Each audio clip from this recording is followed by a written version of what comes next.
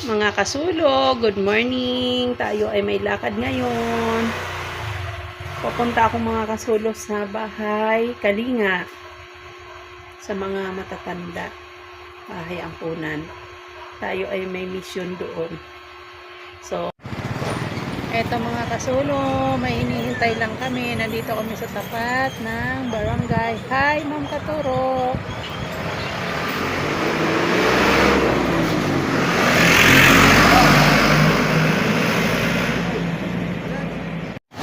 Mga kasulo, sobra kayang init ngayon ng panahon. Ano? Nakakaramdam din ba kayo ng gano'n? Ang init talaga.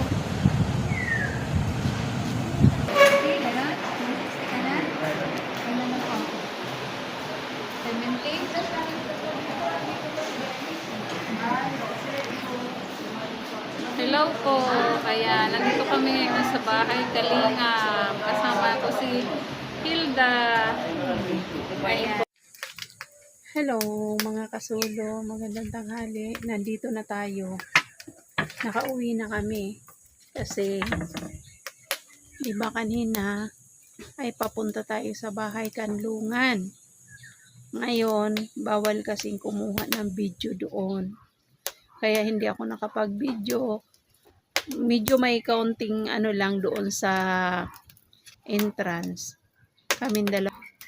May kaunting video ako. So, ito yung karugtong na hindi tayo nakakuha doon ng video dahil bawal. Bawal pa daw kuhanan yung mga matatanda doon. Bago lang kasi yun. Mahigit na sa 20 pa lang person yung kanilang alaga doon. Ang ganda na mga kasulo. So, dadating ang panahon, doon tayo pupunta.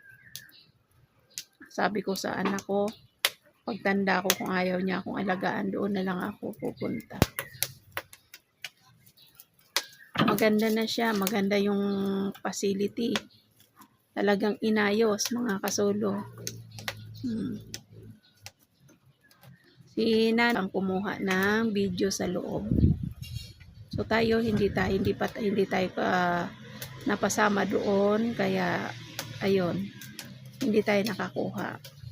So okay lang yun mga kasulo, pero sinasabi ko nga sa inyo ngayon, ang ganda po ng bahay Kanlungan ng Muntinlupa City ng kanilang